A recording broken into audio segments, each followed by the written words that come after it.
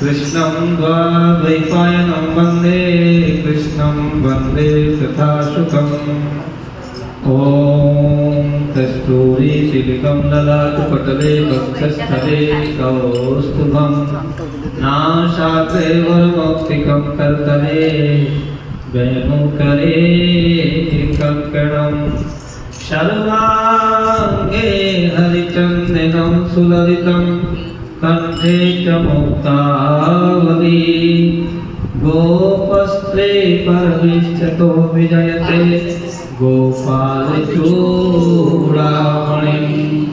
बोलिए श्रीमद्भागवत महापुराण की जय। तो अभी श्रीमद्भागवत के अंतर्गत महात्म्य चल रहा है और षष्ठम अध्याय के स्वरूप में इसमें भागवत का संशोधन कैसे करें, व्यवस्था कैसे की जाए, सप्ताह यज्ञ में क्या विधान होना चाहिए और जब हम निमंत्रण भेजें किसी को तो क्या देख करके हम स्पष्टता से उनको बताएं। बोली वृंदावन बिहारी लाल की जय। तीर्थे वापि वने वापि गृहे वा श्रवणं मतम् विशाला वसुधा यत्कं कर्तव्यं तत्कथास्थलम्। पहले तो गंगा किनारे, फिर किसी तीर्थ क्षेत्र में या फिर किसी वन में ऐसे उसका प्रबंध कहा गया है। फिर कहा गया है घर के लिए, घर में भी आप उत्तम व्यवस्था कर सकते हैं। तीर्थे वापि वने वापि, तीर्थ में भी वन में भी, गृहे वा श्रवणं मतम्, और घर में भी भागवत कर सकते हैं। विशाला वसुधा यत्नं कर्तव्यं तत्कथास्थलम्। जहाँ लंबा और चौड़ा मैदान हो कहीं वहीं कथा स्थल रख दें। शोधनं मार्जनं भूमिर्लेपनं धातुमण्डलं गृहोपस्करमध्यस्थ गृहकोणे निवेशेत। भूमि का शोधन, मार्जन और लेपन करके रंग बिरंगी धातुओं से चौक पूरे। पहले बड़ी अच्छी व्यवस्थाएं थी। पूरी जो जमीन होती थी मिट्टी की, उसमें गाय के गोबर से दीपा जाता था। वही कहा है भूमि का शोधन, मार्जन, लेपन, रंग बिरंगी धातुओं से चौक पूरे। घर की सारी सामग्री उठा करके एक कोने में रख दें, मतलब मैदान दिखाई दे, यहाँ वहाँ न फिरे, क्योंकि सब लोग आएंगे देखेंगे इस प्रकार से सुसज्जित हो। अवराज्ञा पंचाहतो यत्ना दास्ते नानि प्रमेले कर्तव्यो मंडपा प्रोच्चै कदली खंडमंडितः। और 5 दिन पहले से ही यज्ञ पूर्वक बहुत से बिछाने के वस्त्र एकत्र कर लें तथा केले के खम्भों से सुशोभित एक ऊंचा मंडप तैयार करें। अब तो दृष्टि दी जाती है मंडप तो टेंट के लिए सब आ जाता है। कहा गया है कि 5 दिन पहले से मतलब बिछाने की व्यवस्था साफ सुथरा धुल करके अपना तैयार कर दें और केले का पत्ते से सुंदर अपना सुंदर मंडप बढ़िया बनाएं, सुशोभित करें, ऊंचा रखें थोड़ा सा। ओम फल पुष्पदलैर्विक्षं विज्ञप्तेन विराजिता ततक्षिक्षु ध्वजारोपो बहुसंपद्विराजिता। और उसे सब फल पुष्प पत्र और चंदौरे से अलंकृत करें। चांदनी होता था रामायण का पाठ या श्रीमद् भागवत का पाठ, दुर्गा पाठ, तो सबसे पहले कुछ चांदनी लगाते थे। चांदनी लाल करके सोनिया पूरा लगा करके सुंदरता के और ध्वजा झंडा ये सब लगाते थे। इस प्रकार से उसके ऊपर फल पुष्प पत्र और चंदौरे से अलंकृत करें। 4 झंडियाँ लगा दें, तरह तरह के सामानों से सजा दें। ऊर्ध्वं सप्तैव लोकाष्टं कल्पनीया सविस्तिरं तेषु विप्राविराटक्षं स्थापनीयं प्रबुद्ध च। उस मंडप में कुछ ऊंचाई पर 7 विशाल लोगों की कल्पना करें, उनमें विरक्त ब्राह्मणों को बुलाकर बैठा है ना, अपना सबको अपना बुला करके पहले वहाँ बैठा है। पूर्वं तेषामासनानि कर्तव्यार्थोत्तरं पतश्चापि तथा दिव्यम् आसनं परिकल्पयेत। आगे की ओर उनके लिए वहाँ यथोचित आसन तैयार है, क्योंकि जो थोड़ा सा सम्मानीय है ना, थोड़ा सा सुनने वाले हैं, बुजुर्ग हैं, विप्र ब्राह्मण, सत्य महात्मा, अपना अलग आसन है, ऐसा करना है। इनके पीछे वक्ता के लिए भी एक दिव्य सिंहासन प्रबंध कर, जो व्यासपीठ वाले हैं उनके लिए भी प्रबंध कर। ओम उदंड मुखो भवेत् वक्ता श्लोका वै प्राण्डमुखस्तदा प्राण्डमुखश्चैव भक्तिर्भक्तिक्ता श्रोता उदंडमुखस्तदा। यदि वक्ता का मुख उत्तर की ओर रहे तो श्रोता पूर्वाभिमुख होकर बैठे, यदि वक्ता पूर्वाभिमुख रहे तो श्रोता को उत्तर की ओर मुख करके बैठना चाहिए।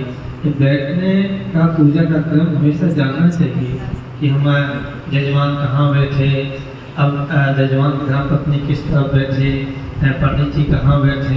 इसी दिशा में ढंग अभी भी बना हुआ है। सबसे अच्छा रहता है कि पंडित जी का मुख रहे उत्तर की तरफ और जो जजमान हैं उनका मुख रहे पूरब की तरफ।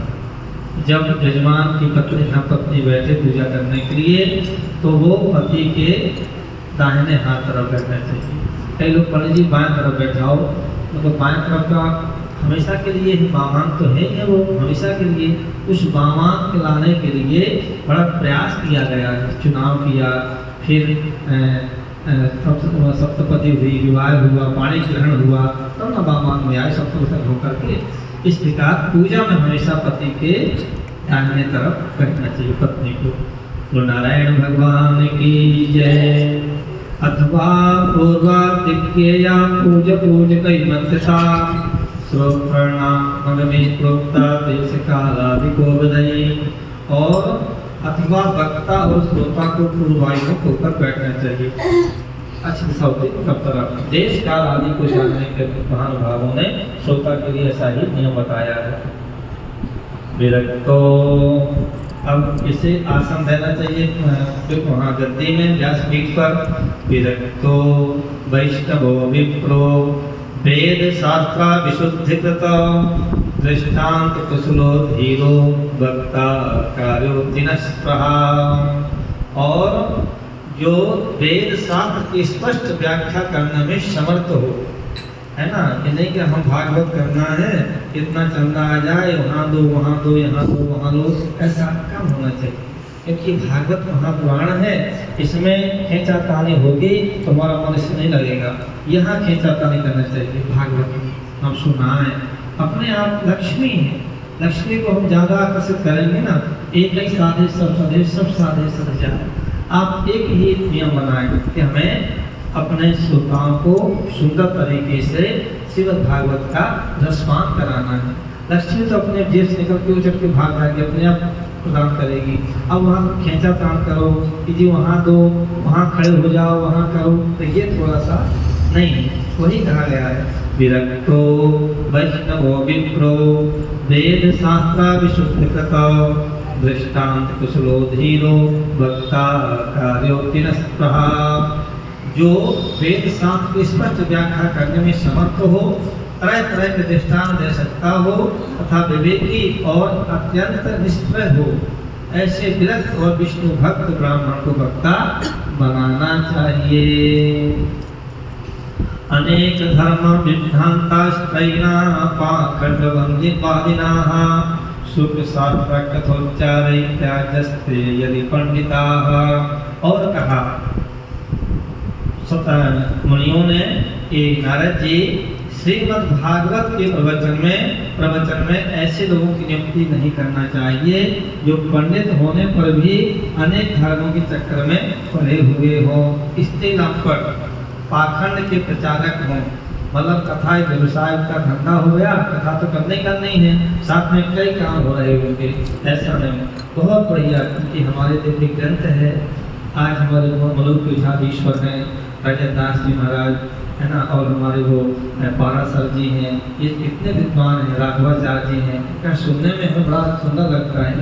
इंद्रेश भैया जी हैं, उपाध्याय जी, इतना रसिक बढ़िया सुनाते हैं, अच्छा लगता है। तो वही चीज़ है जो बैठने का उठने का मन ना हो, नियम काम तो है, लेकिन अब पूरी कथा सुन के जाएंगे, ऐसा सुमधुर वाणी से हम प्रवचन श्रवण करें, विचारक हो।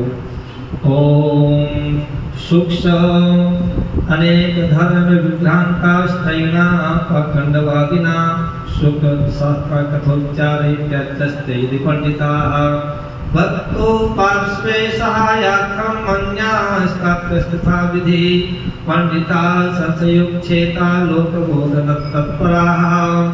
और वक्ता के पास ही उसकी सहायता के लिए एक ऐसा भी विद्वान मतलब उपाचार की सहायता के लिए, इसे अभी नहीं आए थे मेरी व्यासपीठ पर, तो थोड़ा सा रिझाने के लिए, एक थोड़ा सा बोलने के लिए एक उपाचार भी होना चाहिए जो लोगों को समझाने में कुशल हों। वक्ता क्षौरम कर्तव्यम दिना दर्वापत्तये अरुणोदये सौंदर्यवत्यम शौचम स्नानम समाचरेत्।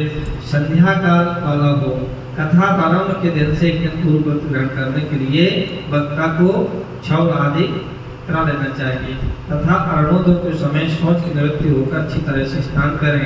कहा गया है कि व्यास पीठ के बैठने के बाद क्षौर नहीं होना चाहिए, है ना, कि मतलब सुंदर देखो जैसे हैं वैसे अपना साथ में तक होना चाहिए, इस प्रकार से कहा गया है।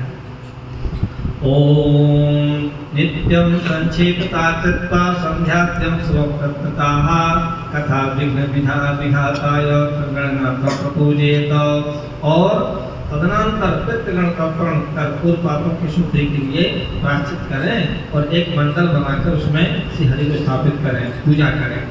मंडलम च कर्तव्यम तत्र स्थापिताः कृष्णमुश्चत्त मंत्रेण चरित पूजा विधिं क्रमात् प्रदक्षिणां नमस्कारं पूजन्ते स्तुतिमाचरेत। फिर अपना पंचोपचार से पूजन करें, पीठ में गणेश पूजन, लक्ष्मी पूजन, कलश पूजन और नवग्रह पूजन करें। और इसके पश्चात प्रदक्षिणा कर नमस्कार आदि करके स्तुति करें। बोले नारायण भगवान की जय, श्रीमद्भागवत महापुराण की जय। श्री राधे राधे गोविंद गोपाल।